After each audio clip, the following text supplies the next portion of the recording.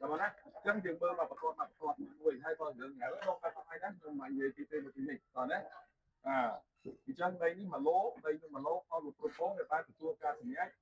vì nhà cô đây đi phục của một đây phố đây là cá thì bán con ao lục phố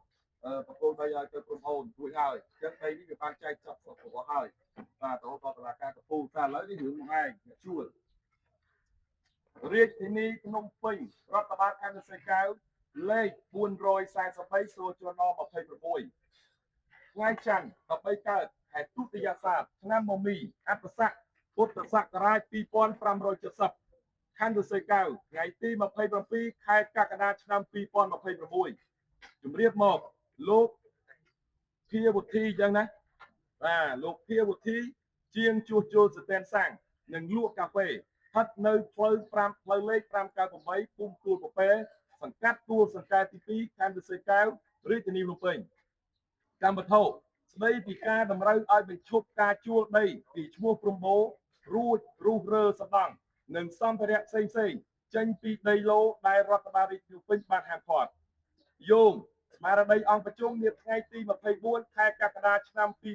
2026នៅសាលាខណ្ឌសីកែវយោងលិខិតលេខ55926ឆតចចុះថ្ងៃទី15ខែមិថុនាឆ្នាំ2026របស់រដ្ឋបាលរាជធានីភ្នំពេញយោងលិខិតលេខ04426សសរចចុះថ្ងៃទី16ខែមីនាឆ្នាំ2026របស់រដ្ឋបាលរាជធានីភ្នំពេញយោងលិខិតលេខ01926សសរចចុះថ្ងៃទី2ខែកុម្ភៈឆ្នាំ2026របស់រដ្ឋបាលរាជធានីភ្នំពេញយោងលិខិតលេខ05925ឆតចចុះថ្ងៃទី20ខែមករាឆ្នាំ2025របស់រដ្ឋបាលរាជធានីភ្នំពេញយោងលិខិតលេខ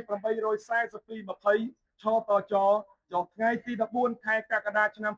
2020របស់រដ្ឋបាលរាជធានីភ្នំពេញយោងលិខិត311/19សសរចចុះថ្ងៃទី23ខែសីហាឆ្នាំ2019របស់រដ្ឋបាលរាជធានីភ្នំពេញយោងសាលដីកាលេខ312ផចុះថ្ងៃទី30ខែកញ្ញាឆ្នាំ2025របស់តុលាការកំពូលយោងសេចក្តីសម្រេចលេខ00716សសរ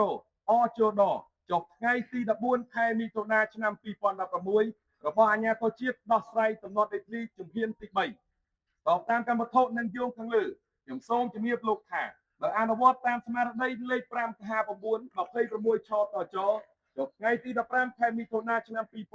2026របស់រាជធានីភ្នំពេញទីតាំងជួលស្តែនសាំងនិងលក់កាហ្វេរបស់លោកស្ថិតក្នុងតំបន់អភិវឌ្ឍន៍សីកែវក្នុងដីឡូលេខ9ផ្លូវ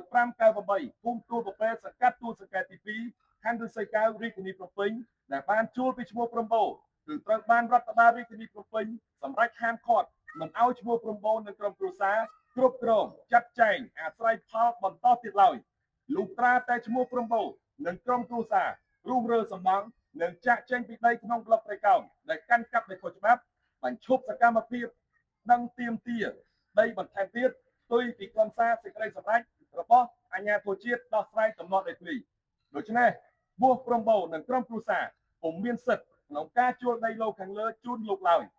ហើយរដ្ឋបាលខណ្ឌសីកែវតម្រូវឲ្យលោកបញ្ចប់កិច្ចសន្យាជួលពីឈ្មោះចេញសន្យាជួលដីពីឈ្មោះព្រំបូជាបន្ទាន់និងរុះរើសំណង់និងសម្ភារៈចេញពីដីឡូខាងលើក្នុងរយៈពេល3ថ្ងៃ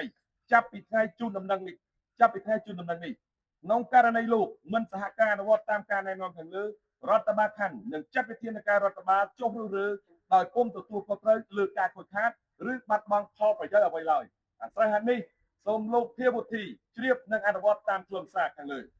ចម្លងជូនរដ្ឋបាលរាជធានីភ្នំពេញក្នុងការដ្ឋាននគរបាលរាជធានីភ្នំពេញបញ្ជាការដ្ឋានអាវុធហត្ថរាជអាវុធហត្ថរាជធានីភ្នំពេញមន្ទីររៀបចំដែនដីនគររូបនីយកម្មនិងសំណង់និងសូយោដីរាជធានីភ្នំពេញដើម្បីជូនជ្រាបអធិការដ្ឋាននគរបាលខណ្ឌសីកែវមូលដ្ឋានកងរាជអាវុធហត្ថខណ្ឌសីកែវការិយាល័យនីតិកម្មនិងសម្រុះសម្រួលវិវាទមូលដ្ឋានខណ្ឌការិយាល័យរៀបចំដែនដីនគររូបនីយកម្មសំណង់និងភូមិបាលខណ្ឌការិយាល័យសាធារណការដឹកជញ្ជូនអនាម័យបរិស្ថាននិងសម្ដាប់ធ្នាប់សាធារណខណ្ឌដើម្បីមកការឯកសារការប្រវត្តិមានអីចង់និយាយអត់លោកឥឡូវខាងនោះខ្ញុំអនុញ្ញាតបន្ថែមឲ្យរហូតដល់ថ្ងៃអាទិត្យជាកំហិតចប់ស បាទជប់ទទួលយកឬមិនទទួលយកខ្ញុំចាំបាច់ទៅឡើយបាទទេ